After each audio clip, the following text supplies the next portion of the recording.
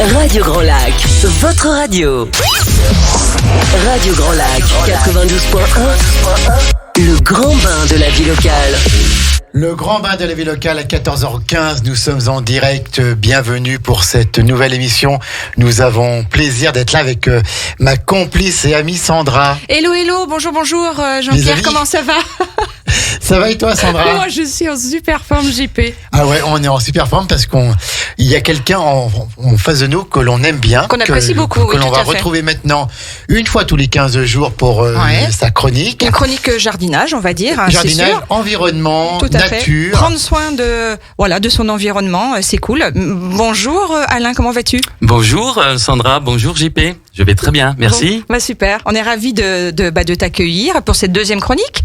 Oui, ça y est, ça s'inscrit dans le temps, c'est très bien. Comme dit JP, il y avait le numéro 0 aujourd'hui. Tout à fait, voilà. Et ça va bien se passer. Mais bien sûr. Donc, on le retrouvera un mardi sur deux de 14h15 à 14h30 en alternance avec Astrid et c'est de toute beauté. Donc, voilà. un coup, c'est la beauté du corps et coup, c'est la beauté de l'extérieur. C'est la beauté de l'extérieur, c'est la beauté de son jardin, de son espace nature à côté de sa maison, de tout ça. Et Alain va avoir plein de conseils à vous donner. Voilà. Prenez des notes, d'ailleurs. Ouais. N'hésitez pas à prendre le petit calepin pour noter tout ce qui est important à savoir. Tu vas nous donner plein de petits tuyaux. Je vais essayer, Sandra. Bon, c'est top. On pourra retrouver aussi cette chronique en podcast. Tout à fait. Sur la chaîne YouTube de Radio Grand Lac, mais là maintenant on se tait. On se tait. Et de quoi allons-nous parler alors, Alain? J'ai fait un petit papier que j'ai baptisé l'apologie des herbes hautes. C'est avec une petite paraphrase qui s'appelle à chaque coup de tondeuse. Eh ben c'est à toi, Parce qu'en Alain. plus c'est un poète. Voilà, tout à fait. Allez, on écoute. Allez, bonne chronique, Alain. Merci. À tout à l'heure, salut. Bonjour chers auditeurs Radio Grand Lac, bonjour à vous, bonjour à toi Jean-Pierre et Sandra et bonjour aux amis. Effectivement, l'Imaverse, c'est une société de jardinage basée à Aix, mais plus que ça, c'est également une rubrique que j'animerai tous les 15 jours, effectivement, JP. Avec grand plaisir, je suis enthousiaste à essayer de vous donner et échanger sur des propos qui ne sont pas uniquement du jardinage, des conseils pratiques, mais comme tu l'as dit, c'est également parler de l'environnement, de l'espace vert, pour que nos auditeurs soient mieux informés, pour mieux gérer leur espace vert. Donc l'Imavert, c'est une société de jardinage basée à Aix, au service des clients particuliers ou sociétés, basés au Golfe. À votre disposition, je suis à votre disposition pour tous travaux. Alors, JP, tu m'as donné un petit challenge, c'est de démarrer cette animation mi-mars. Tu aurais pu le faire en novembre. J'aurais pu faire ma première émission sur comment protéger vos arbres, vos jardins pendant l'hiver. On aurait pu également commencer un peu plus tard, c'est-à-dire début avril. Et là, j'aurais pu vous parler de comment préparer votre jardin, comment préparer votre parc et comment faire vos plantations. Là, je dois démarrer sur une rubrique mi-mars. Alors, j'ai réfléchi et j'ai eu un coup du destin. La semaine dernière, il y a eu 2 faits qui m'ont permis de monter cette rubrique. Premièrement, j'ai été choqué de voir que certaines personnes tondaient déjà leur jardin. Le 3 mars, il y a des gens qui tondent leur jardin. Alors que moi, je vais au pissenlit.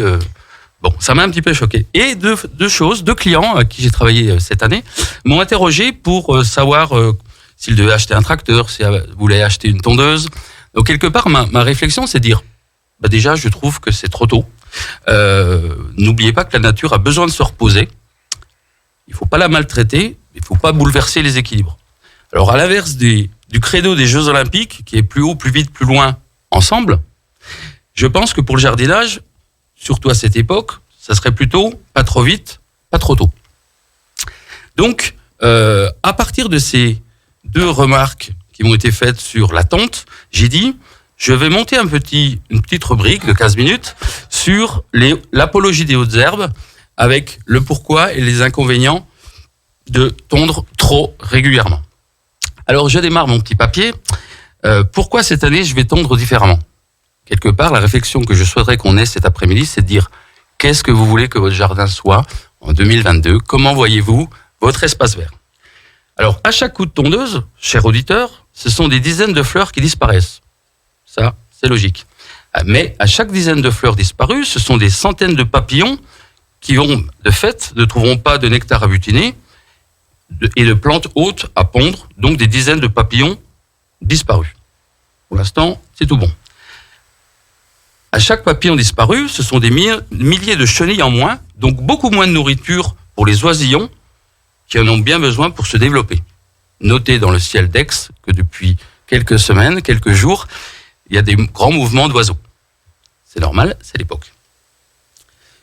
Par exemple, pour vous donner un exemple, un couple de mésanges de rouge-queue, à qui pourtant on a posé un nichoir durant l'hiver avec la nourriture, sera pénalisé avec moins de chances de trouver des centaines de chenilles qu'elle doit ramener chaque jour pour ses petits. À chaque papillon disparu, également, c'est aussi moins de nourriture pour les chauves-souris. Chauves-souris, à Aix, il y en a au golf. Moi, j'en ai 3 sur le balcon. Ces chauves-souris qui en chassent, entre autres, des milliers chaque nuit au-dessus des herbes hautes.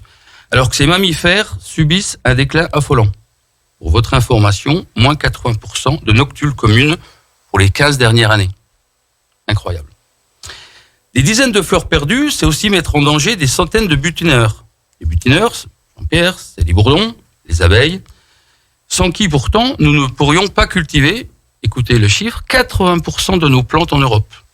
C'est-à-dire que nous, si nous ne tenons pas compte de notre environnement, nous allons être pénalisés pour les plantations en Europe. Et donc, c'est aussi nous mettre en danger nous-mêmes. Des centaines de butineurs disparus, c'est moins de nourriture pour les magnifiques guêpes, notamment les guêpiers d'Europe, qu'on prendrait pour des oiseaux tropicaux à la vue de leur couleur incroyable. À chaque coup de tondeuse, chers auditeurs, c'est également moins de diptères, d'hémiptères, qui représentent une ressource de choix pour de nombreux oiseaux, y compris les hirondelles, dont les populations ont déjà chuté 40% en quelques dizaines d'années. À chaque coup de tondeuse, chers auditeurs, c'est moins de plantes qui, après avoir servi de fleurs aux insectes, auraient permis l'hiver de nous ramener de nombreux oiseaux et d'observer un jardin pour y prélever les graines diversifiées. À chaque coup de tondeuse, ce sont des centaines de criquets, sauterelles, grillons et coléoptères qui ne se développeront pas dans les herbes hautes et qui se serviront donc pas de repas, par exemple, pour le hibou. Un hibou, probablement perdu, étant donné qu'il se nourrit de 90% de ces insectes. D'où l'importance du sujet. À chaque coup de tondeuse, chers auditeurs, ce sont des grenouilles, des crapauds, des tritons. Ils ne trouvent plus la fraîcheur de l'ombre de ces herbes sauvages, pourtant cruciales pour protéger leur peau du dessèchement et pour circuler à l'abri. À chaque coup de tondeuse, c'est des zones propices aux orvets, aux couleuvres, pour chasser et se déplacer à l'abri, alors que ces reptiles complètement inoffensifs sont en forte régression, là aussi, malheureusement. À chaque coup de tondeuse, ce sont des dizaines de micro-mammifères, exemple, les musaraignes, les mulots, les campagnols, qui auront moins de diversité végétale, donc, de pousses, de racines, de bulbes sauvages, et en parallèle, donc, moins d'insectes, de mollusques, d'araignées, de graines, pour se nourrir, et plus de cachettes pour circuler.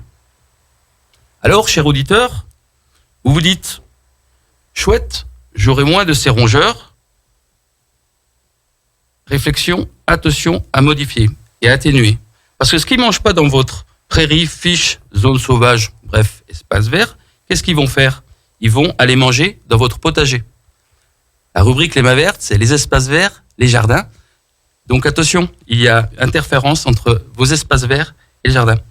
Donc vos beaux légumes vont être mangés par ces animaux qui n'auront plus rien à manger puisque vous coupez l'herbe trop court. C'est en plus priver la belette, l'hermine, les hiboux, les chouettes, par exemple, les hulottes, de leur repas pour nourrir, là encore, leurs petits.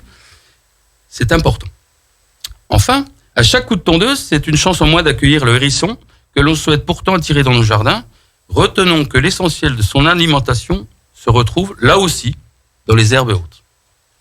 Si on résume, chers auditeurs, à chaque coup de tondeuse, ce sont des milliers de petits insectes dont la plupart d'entre nous n'ont jamais entendu parler et qui représentent pourtant la base du repas de nos mammifères, de nos reptiles, de nos oiseaux, et la base de l'équilibre de notre écosystème et de la bonne santé de votre sol. Là encore, les actions citées ci-dessus impliquent un changement de comportement de votre part et ont des conséquences, comme on l'a dit, sur votre jardin, mais également sur la qualité de votre sol. On n'a pas parlé, entre autres, aujourd'hui des vers de terre, mais là encore, c'est un élément important pour avoir une bonne terre. À chaque coup de tondeuse, ce sont donc moins de ressources en alimentation, en eau, en cachette, en habitat, en lieu de reproduction, en lieu de ponte, et moins de zones de circulation. Zones de circulation qu'on appelle les corridors écologiques. Un animal n'utilise ou ne s'installe dans nos jardins que s'il trouve ses ressources à disposition. Chers auditeurs, dans la mesure du possible, favorisons donc les herbes hautes, ne tondons pas systématiquement dès que l'herbe pousse. Encore une fois, pas trop tôt, attendez un petit peu. Nous aurons beaucoup plus d'espèces dans nos jardins et surtout, c'est le message que je voulais vous délivrer ce jour, nous récolterons bien mieux dans nos potagers. Voilà, enfin, on peut tondre comme on le souhaite. La question est de se dire qu'est-ce qu'on veut faire de nos jardins, comment veut-on gérer son espace vert. L'idée des mains vertes ici est simplement d'intégrer la protection de la faune dans nos pratiques. C'est juste une réflexion que je voulais avoir avec vous ce jour et donc à méditer avant les premiers beaux jours.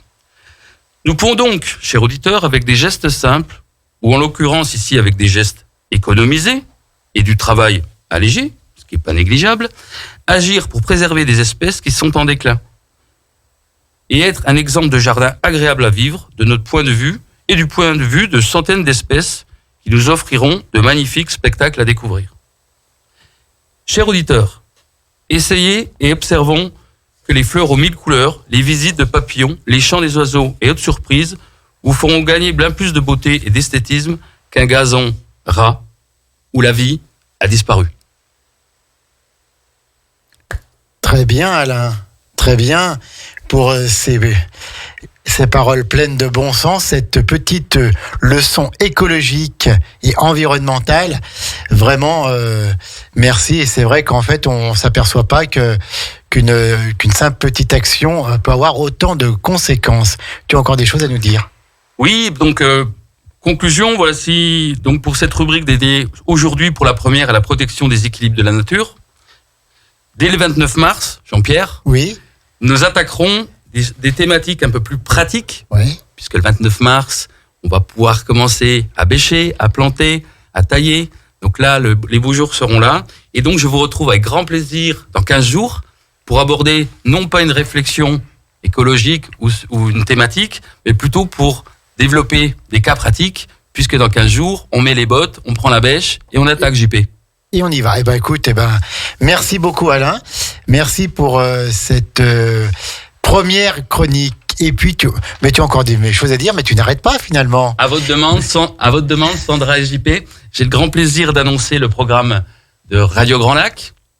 Radio Grand Lac à 17h, vous aurez, chers auditeurs, une rubrique baptisée 1 heure, une commune. Alors aujourd'hui, les invités, c'est la Motte-Servolex. Et cette rubrique permet de mieux connaître votre commune. Donc aujourd'hui, 17h, ne ratez pas la Motte-Servolex. Et donc à 18h30, de 18h30 à 19h30, une autre rubrique intitulée « Sportez-vous bien » avec Damien, notre grand sportif. Et Damien, si je n'abuse, accueille ce soir le Football Club d'Aix-les-Bains, l'AFC. Donc un grand programme, une belle émission. Donc rendez-vous Radio Grand Lac, 17h, 1 heure une commune, 18h30, sportez-vous bien. Ce fut un plaisir, à votre disposition, les mains vertes, on se retrouve dans 15 jours. Bon après-midi. Radio Grand Lac.